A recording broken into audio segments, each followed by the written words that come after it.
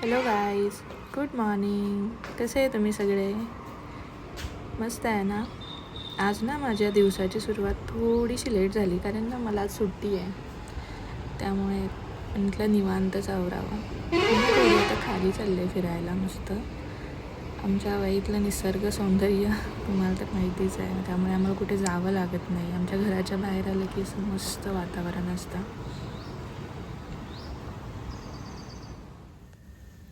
मला ना माझ्या सासूबाईंनी पापड बनवून दिलेले आहेत, उन्हाळी काम. तर ते ना इकडे आणून खूप दिवस झाले, ते पिशवीतच होते तसे. तर म्हटलं आज ते डब्यात ठेवून द्यावे. डब्बा धुवून घेतला आणि आता हे सगळे पापड या डब्यात ठेवून घेते. हे पापड कधीतरी असं तळून भाजून खायला छान लागतात. हे म्हणजे असं हे ना फक्त उडदाचे पापड आहेत, त्यामध्ये तो लिज्जतचा मसाला टाकायचा, एकदम मस्त होऊन जातात. मी आज उडदाच्या डाळीचं घुटं बनवत आहे. आमच्या सातारा भागात बनवतात हे. म्हणजे ही उडदाची डाळ असते ना, ही अशी याची पूर्ण अशी सालं काढायची नाहीत, अशीच ठेवायची. आणि ही डाळ आधी शिजवून घ्यायची. आणि ही डाळ आता कुकरमध्ये शिजवून घेते. मला ना हे घुटं करण्यासाठी हे हळकुंड पाहिजे होतं आणि माझ्याकडे ते नव्हतं.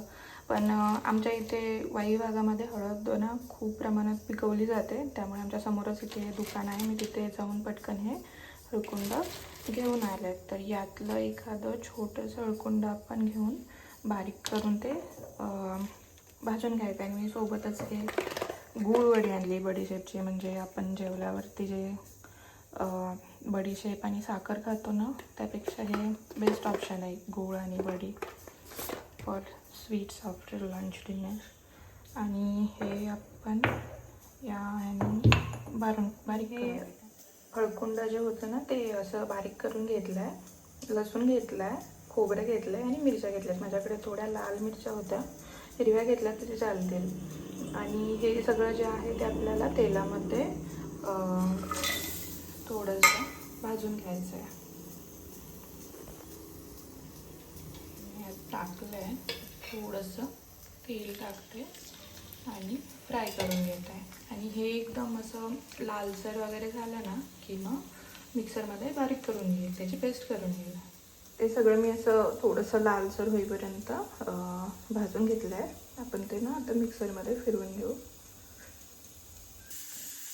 ते जे आपण भाजलं होतं ना, त्याची मी अशी थोडी मोठी म्हणजे पेस्ट करून घेतली, म्हणजे बारीक करून घेतलं आहे. माझी डाळ शिजलेली आहे ती उडदाची. आता ना मी ह्या कढईमध्ये तेल घेतलं आहे आणि मी त्यामध्ये हळकुंड थोडंसं भाजलं होतं, त्यामुळं ते थोडी कढईमधलं तेल येल्लो झालं आहे. यात मी जिरे टाकून घेते, मोहरी टाकून घेते. जिरे मोहरी छान तडतडली की हे बारीक केलेलं मसाला आपण टाकू. त्यामध्ये मी चवीनुसार मीठ घेतलं आहे. जिरे मोहरी अशी छान तडतडायला लागली आहे. हे मी यामध्ये टाकून घेते.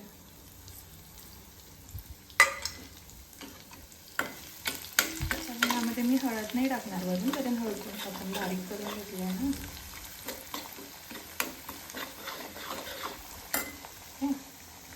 हा मसाला तेलामध्ये छान भाजून घ्यायचा. हे जे आपण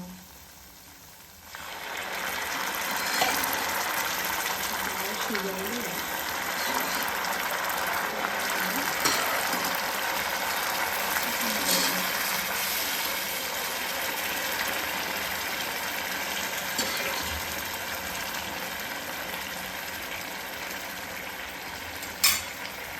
मी यामध्ये सगळी ती डाळ टाकून घेतली आहे.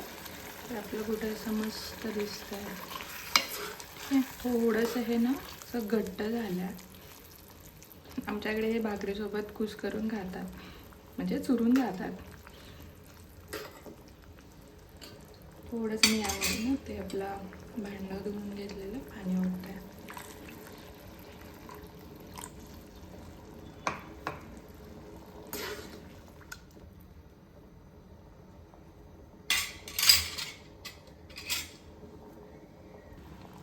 आपलं घोटं असं छान उकळायला लागलं आहे. मी त्यात वरून थोडीशी कोथिंबीर पण टाकून घेते.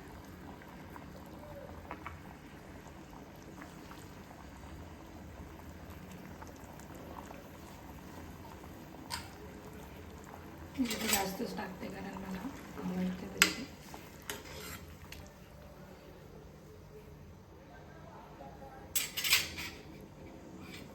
गाईज आपलं घोटं शिजून रेडी आहे. आता हे भाकरीसोबत मस्त कुस्करून घ्यायचं.